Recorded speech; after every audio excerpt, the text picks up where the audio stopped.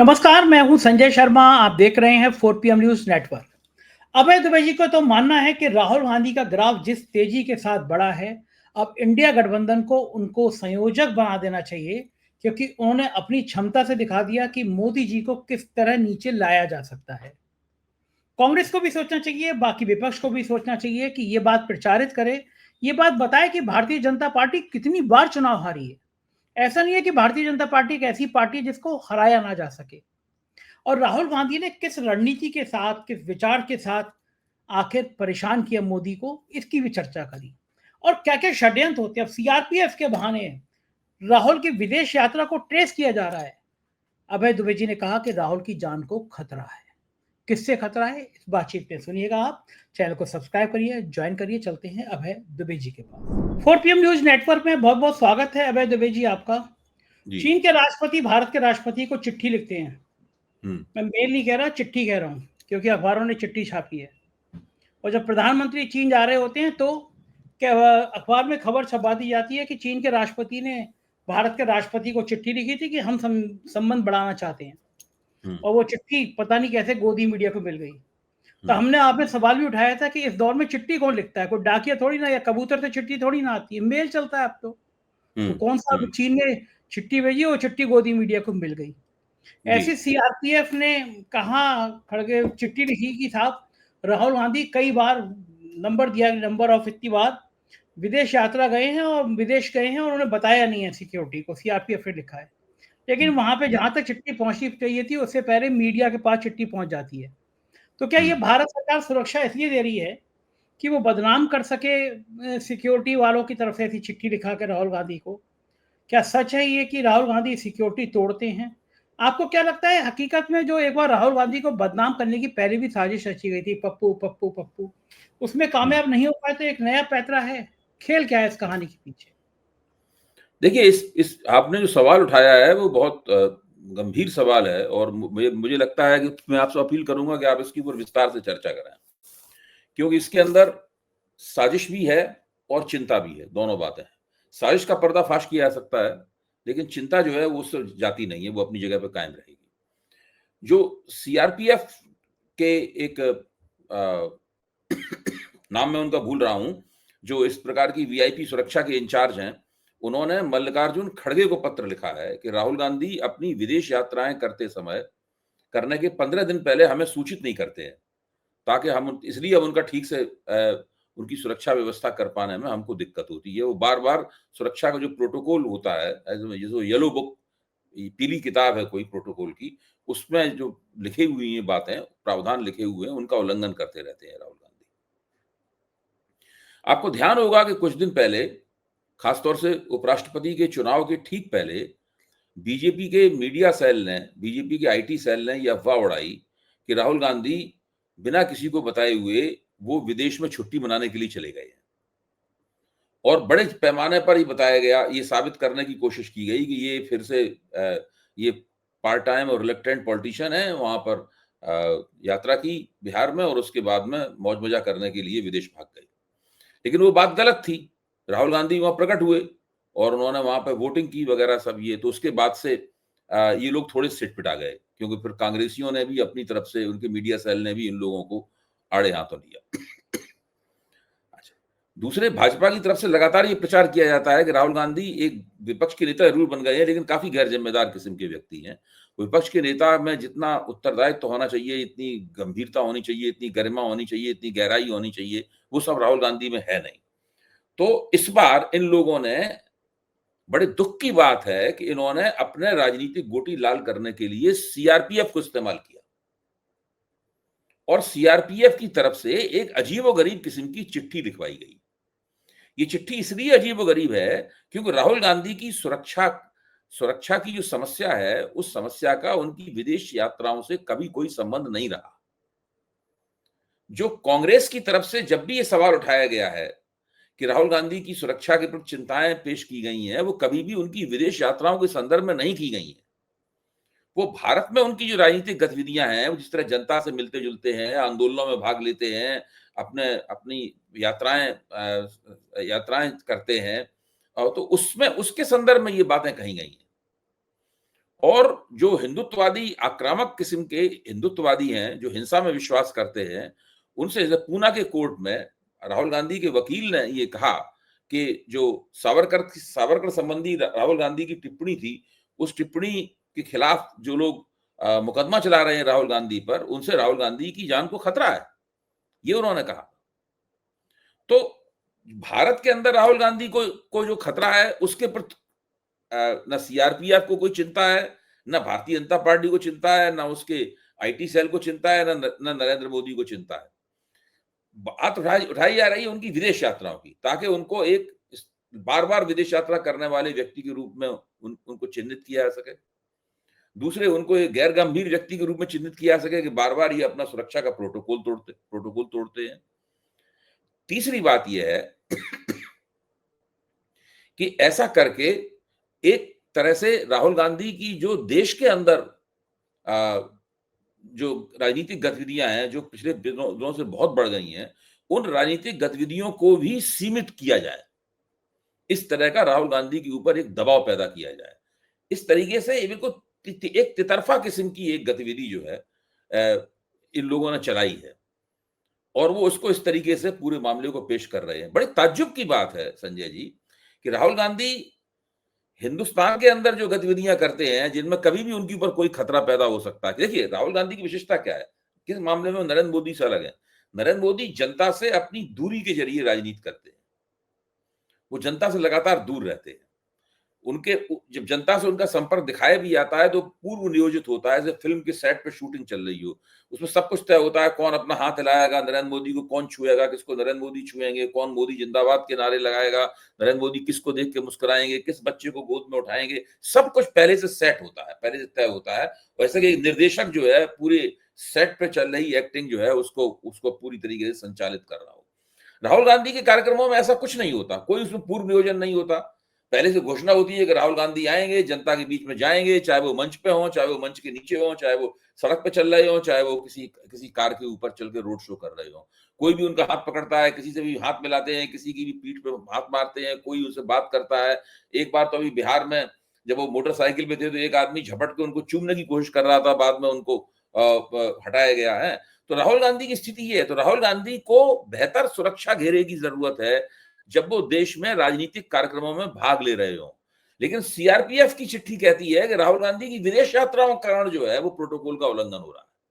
ये दोनों बातें एक दूसरे से टकराती हैं। मेरा अपना मानना यह है कि राहुल गांधी की जान को खतरा है, और वो खतरा उनकी विदेश यात्राओं से खतरा नहीं है। और हालत क्या है, जो बीजेपी का जो आईटी सेल है वो लगातार राहुल गांधी की विदेश यात्राओं को ट्रैक करता है, जो कि गलत है और गैरकानूनी है। और वहां पे उनकी तस्वीरों को, अगर वो मोटरसाइकिल पे जा रहे हैं तो वो तस्वीरों को नेट पे जारी करता है। राहुल गांधी की लोकेशन है, वो लोकेशन बताता है, मतलब सबको वो। तो अगर राहुल गांधी को विदेश यात्राओं में खतरा है तो वो बीजेपी के आईटी सेल की वजह से खतरा है।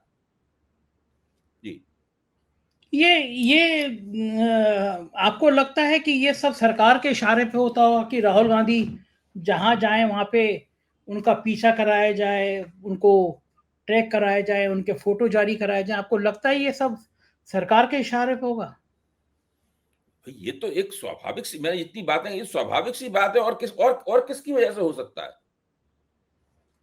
ये इसी की वजह से हो सकता है, और इसका कोई कारण हो ही नहीं सकता है।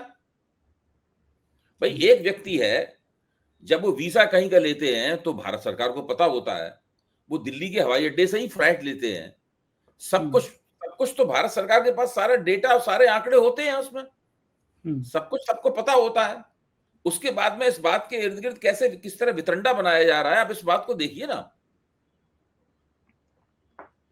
हाँ, उसको बदनाम। अच्छा, आप देखो कि अब से नहीं है, राहुल गांधी पप्पू हैं, राहुल गांधी ऐसे बयान देते हैं, इधर से आलू उधर से सोना। वो राहुल गांधी इतने सालों तक खामोश रहे, कभी बोला नहीं वो आदमी। मतलब मुझे तो, अगर अभय जी, मैं कुछ चीजों में अच्छा हूँ, मैं मानता हूँ अच्छे इंसान हूँ, मैं घमंड नहीं कर रहा, लेकिन अभी भी मेरे अंदर इतना कंट्रोल नहीं है। कोई मेरे बारे में खराब बात कहता है तो मैं उस आदमी से कट जाता हूँ, मतलब उसका नुकसान ना करूँ, लेकिन फिर मैं उससे बात करना बंद कर देता हूँ, रिएक्ट भी कर देता हूँ कभी कभी। लेकिन राहुल गांधी पे पूरे देश में हमला हो रहा, वो आदमी बोल नहीं रहा। बोला तब जब वो कन्याकुमारी से कश्मीर चल दिया अकेला, हाफ टी शर्ट में, जाड़ों की कड़कड़ाती ठंड में, और फिर पूरा देश जुड़ गया, तब उसने दिखाया कि शरीर साधा कैसे जाता है और किस तरह कोई साधक अपनी बात कह सकता है कि उसने कहा मैं मोहब्बत की दुकान खोलने जा रहा हूँ। तो आपको लगता है कि इस दौर में मोदी को सबसे बड़ा खतरा राहुल गांधी से हो गया है? उनको लग रहा है कि राहुल गांधी का ग्राफ जिस तेजी से बढ़ रहा है, राहुल गांधी जिस तरह से एक के बाद एक सीढ़ियां चढ़ते चले जा रहे हैं, भविष्य में उनके लिए बहुत बड़ी परेशानी भी हो सकती है।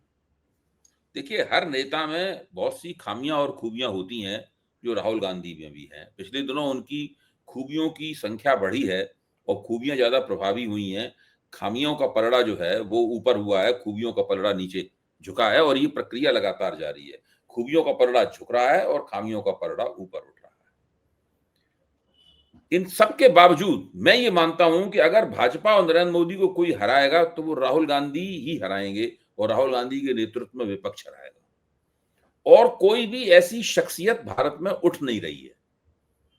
कोई ऐसा नहीं है कि कोई व्यक्ति राहुल गांधी से इस मामले में कोई प्रतियोगिता कर रहा हो, विपक्ष में कोई और दूसरी हस्ती हो। आपको ध्यान होगा कि जब 2024 के चुनाव से पहले जब इंडिया गठबंधन बना था, तो उस इंडिया गठबंधन में कई क्षेत्रीय नेता ऐसे थे जिनके बारे में माना जाता था कि ये भी प्रधानमंत्री पद के दावेदार हैं अगर विपक्ष जीतता है तो। उसमें अरविंद केजरीवाल थे, उसके अंदर ममता बनर्जी थी, ये सब लोग थे उनके अंदर। इनकी भी चर्चा होती थी, जब रेटिंग एजेंसियां होती थी तो इनकी भी कुछ रेटिंग निकल के आती थी। भले राहुल गांधी से कम हो, लेकिन कुछ रेटिंग होती थी इनकी। ये लोग भी जो है वो दावेदारी में थे। लेकिन 2024 के चुनाव के बाद में और उसके बाद जो राजनीतिक घटनाक्रम चला पिछले एक साल में, ये लोग रेटिंग से बाहर हो गए सब। ये लोग अभी भी अपने अपने क्षेत्रों में बहुत ताकतवर नेता हैं। अरविंद केजरीवाल अभी भी दिल्ली और पंजाब के बड़े नेता हैं। ममता बनर्जी का बंगाल में कोई जवाब ही नहीं है। सब लोग बड़े नेता हैं ये लोग।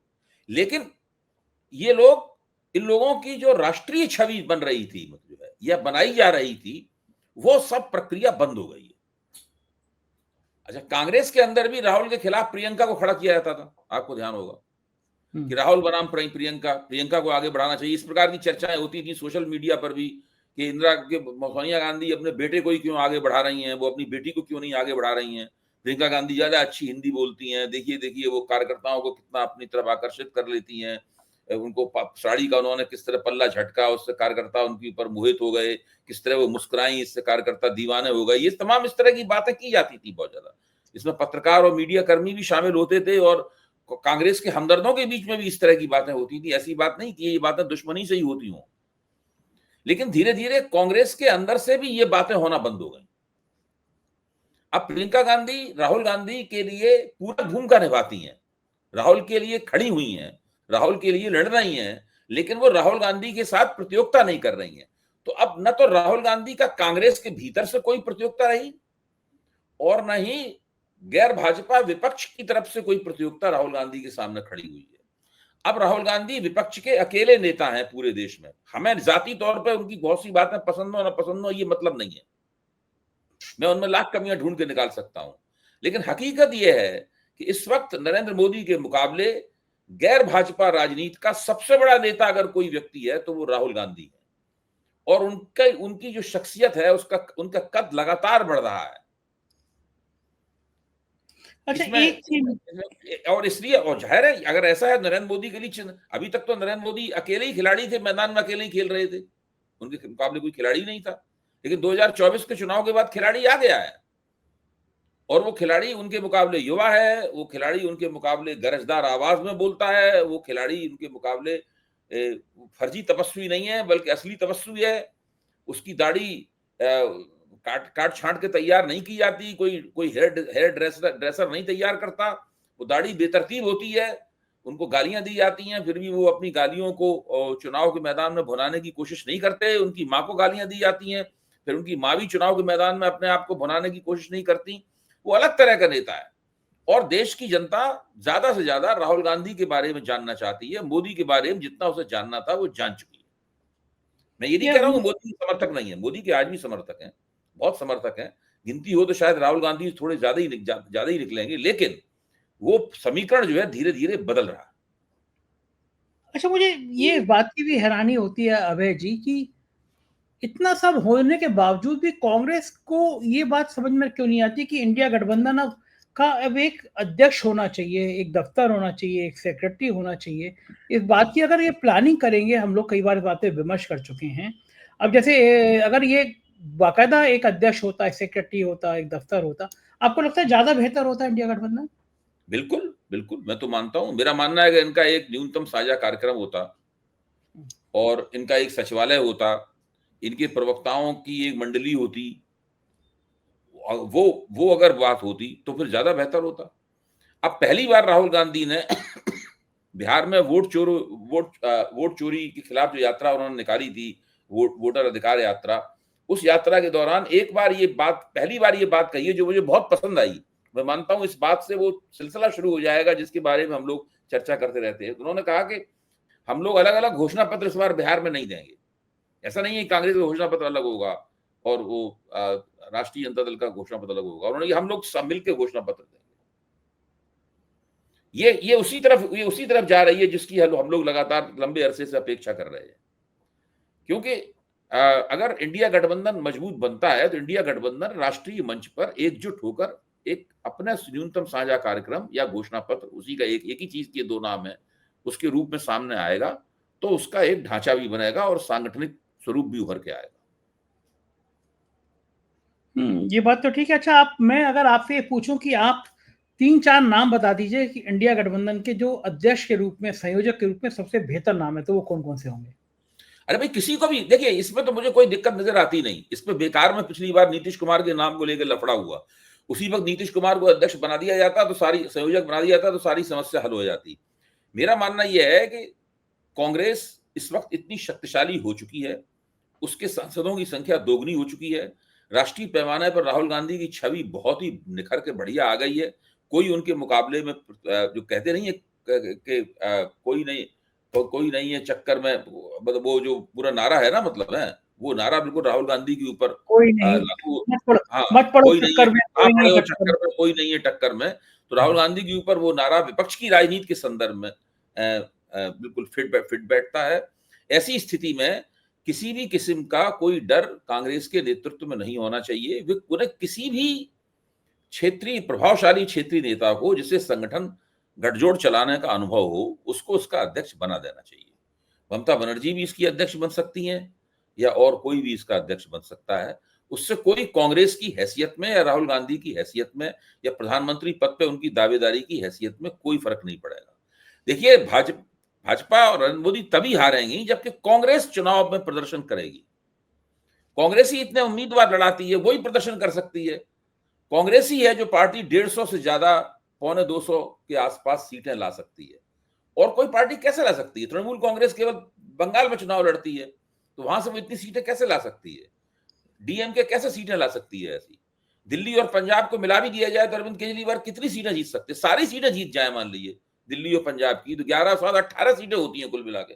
आप सोचिए, अरविंद केजरीवाल अगर दिल्ली और पंजाब की सब सीटें जीत जाए तो 18 सीटें जीतेंगे। ममता बनर्जी अगर बंगाल की सारी 100% सीटें जीत जाए तो कितनी सीटें? जितनी सीटें 44 सीटें हैं शायद, उतनी सीटें जीतेंगी वो। जब कांग्रेस ही है, कांग्रेस की अभी 100 सीटें हैं कांग्रेस के पास, 99 वो जीती थी और एक बाद में उनके साथ एक जुड़ गया सांसद, 100 सीटें हो गई। कांग्रेस ही है जो कि 150 200 सीटें ला सकती है। जिस दिन कांग्रेस 150 200 सीटें लाई, यानी आज की संख्या में 50 से 75 सीटें जुड़ी, उसी दिन नरेंद्र मोदी या भारतीय जनता पार्टी विपक्ष में बैठे हुए दिखाई देंगे। अच्छा, आपको क्या लगता है कि विपक्ष जो है पूरी तरह से मजबूत हो पा रहा? केजरीवाल क्यों अलग चले जा रहे हैं? केजरीवाल की गलती है, कांग्रेस की गलती है, इंडिया गठबंधन की मजबूती नहीं हो पाई, इसमें गलती किसकी है? देखिए, ये सब गलती वगैरह किसी की नहीं है, किसी एक व्यक्ति की। मैं मानता हूं ये भारतीय राजनीति काफी जटिल किस्म की है। आपको ध्यान होगा कि आज भाजपा हमें ज्यादा सफल दिखती है, इसलिए हमें लगता है कि भाजपा शायद इन जटिलताओं को आसानी सुलझा लेती है। लेकिन आप उस जमाने के बारे में सोचिए जब भारतीय जनता पार्टी जगह जगह अपने लिए अपने अपने सहयोगी दलों की तलाश करती हुई घूमती थी। क्षेत्रीय दलों के ऊपर वो लोग डोरे डालते थे, कभी कोई उनके साथ जुड़ता था, कभी कोई नहीं जुड़ता था। जयललिता कभी उनके साथ जुड़ती थी, कभी जयललिता उनकी सरकार गिरा देती थी। तो भाजपा ये सारी समस्याएं भारतीय जनता पार्टी इन समस्याओं से दो चार हो चुकी है। ऐसी बात नहीं है, आज भी होती है। आज भी भारतीय जनता पार्टी को कई इस तरह की समस्याओं का सामना करना पड़ता है, क्योंकि मीडिया में समीक्षा नहीं होती, एक जो इलेक्ट्रॉनिक मीडिया है उसको बड़े पैमाने पर कैप्चर कर रखा है, इसलिए वो भाजपा की विफलताओं को ऊपर सामने दिखाई नहीं देता। और सोशल मीडिया में भी बहुत बुद्धिमान लोग नहीं सक्रिय है यहाँ पे, जो ठीक से बहुत समीक्षा कर पाए। वो तिकड़ा स्टंटबाजी में सोशल मीडिया में ज्यादा लोग लगे रहते हैं। मतलब वो यही बातें होती रहती हैं कि फलाना थर-थर कांप गया, फलाने के घुटने हिल गए वगैरह, बजाय इसके कि एक बुद्धिमानी पूर्ण समीक्षा करें कि भारतीय जनता पार्टी की समस्याएं क्या हैं। भारतीय जनता पार्टी ने कितने चुनाव हारे हैं आज तक, इसका आंकड़ा देखिए, कितना जबरदस्त आंकड़ा। यशवंत देशमुख बार बार ये आंकड़ा बताते हैं कि भारतीय जनता पार्टी ने कितने चुनाव हारे हैं। केवल यही बात अगर बार बार बताई जाए सोशल मीडिया पे कि भाजपा ने इतने चुनाव हारे हैं, तो अब इन बातों से परिस्थिति पूरी तरीके से बदल जाती है। ये सब करने की बजाय इधर उधर की शोशेबाजी ज्यादा होती रहती है। बिल्कुल ठीक बात है, और ऐसी चर्चाएं होती रहती हैं और इसी की वजह से राजनीति भी बड़ी उल्टी पुल्टी होती रहती है। हम लोग कई बार चिंता कर रहे थे धनखड़ साहब कहाँ हैं, धनखड़ साहब कहाँ हैं। धनखड़ साहब बड़ा मुस्कुराते हुए अच्छे कपड़े पहनते हुए पहुंच गए, उपराष्ट्रपति के बधाई दे दी। तो धनखड़ साहब इतने दिनों से क्या नाटक कर रहे थे या कुछ और खेल है पर्दे के पीछे, क्या लगता है आपको? नाटक नहीं, उनको दबा दिया गया था। उनसे कहा गया था कि आप थोड़े दिनों के लिए हाइबरनेशन में चले जाइए। हाइबरनेशन में जब सर्दी आती है बहुत ज्यादा और जो पशु पक्षी उस सर्दी को बर्दाश्त नहीं कर पाते तो वो सो जाते हैं उस पीरियड में, उसको हाइबरनेशन कहते हैं, जिसको हिंदी में कहते हैं शीत स्वाप। तो शीत स्वाप में चले, तो उनको कहा गया था कि अब राजनीति काफी गर्म हो चुकी है, आपकी हरकतों का कारण गर्म हो गई, इसलिए आप शीत स्वाप में चले जाइए। तो हाइबरनेशन में पड़े हुए थे। अब उनका हाइबरनेशन खत्म हो गया है, वो आए अपने, और जब उपराष्ट्रपति वाले कार्यक्रम में लोगों से मिले, अब धीरे धीरे करके वो सक्रिय होंगे। अब वो लोगों को बता रहे हैं सरकार को उन्हें कौन सा बंगला चाहिए। यानी चंद्रचूड़ साहब, चंद्रचूड़ पार्ट 2 हो जाएंगे वो भी? मेरे ख्याल से चंद्रचूड़ पार्ट 2 नहीं होंगे, क्योंकि धनखड़ जी को अब कुछ मिलने की संभावना नहीं है। वो अब स्थायी रूप से कभी ना खत्म होने वाले रिटायरमेंट में धकेल दिए गए हैं। चंद्रचूड़ जी अभी कुछ बन सकते हैं। धनखड़ साहब मार्गदर्शक मंडल में चले गए। मार्गदर्शक मंडल में भी वो नहीं जाएंगे, क्योंकि मार्गदर्शक मंडल में तो दूसरी स्थिति है। वहां पे तो लालकृष्ण आडवाणी है, खुद नरेंद्र मोदी मार्गदर्शक मंडल के सदस्य हैं। आप ये देखिए, ये लोग, बहुत कम लोग इस बात को रेखांकित करते हैं कि नरेंद्र मोदी स्वयं मार्गदर्शक मंडल के सदस्य हैं। तो मार्गदर्शक मंडल कुछ अजीब सी चीज है वैसे। सही बात है, कोई मानेगा नहीं ना कि मार्गदर्शक मंडल कोई अजीब सी चीज है, कोई स्वीकार नहीं करेगा इस बात को लेकर। मोदी जी भी जाता। अच्छा, क्या आपको लगता है कि 17 तारीख को मोदी जी का हृदय जगेगा कि नहीं? मैंने अभी ना संघ के पास ना भाजपा के पास मोदी जी का विकल्प है नहीं। ये भले ही कितनी बात सनसनीखेज लगती हो कि 17 तारीख को मोदी जी की रिटायर होने का दबाव होगा, मैं इस बात को नहीं मानता हूं। मैं ये मानता हूं कि संघ के पास और भाजपा के पास मोदी जी का भी विकल्प नहीं है। हाँ, विकल्प की ऊपर निगाह है, और मोदी जी की जो विफलताएं हैं वोटों की गोलबंदी करने में, और दूसरी विफलताएं हैं, उन सबको नोट किया जा रहा है। मोदी जी का रजिस्टर बन गया है। उस रजिस्टर में मोदी जी की सफलताएं विफलताओं दोनों के कॉलम हैं, और उनमें लिखी जा रही है कि इसमें देखो मोदी जी नाकाम रहे, मोदी जी ऑपरेशन सिंदूर में कितने नाकाम रहे, मतलब 60% नाकाम रहे कि 40% कामयाब रहे। ये सब इस तरह का सब बन रहा है, मोदी जी का रिकॉर्ड पूरा बनाया जा रहा है, मोदी जी का कच्चा चिट्ठा तैयार किया जा रहा है। उसके आधार पे मोदी जी का भविष्य तय होगा, लेकिन वो इतना काले सफेद में नहीं होगा कि 17 तारीख को कह दिया जाए कि भाई आज आप रिटायर हो गए, चलिए, ऐसा नहीं होगा। बिल्कुल ठीक बात है, लग यही रहा है। बहुत बहुत शुक्रिया अभय जी, आपने मेरे साथ दिया, बातचीत की, थैंक यू। ये थे अभय दवे जी, पूरी बातचीत आपने सुनी। मुझे यकीन है बातचीत पसंद आई होगी। पसंद आई है तो कमेंट करिएगा। शुक्रिया, थैंक यू।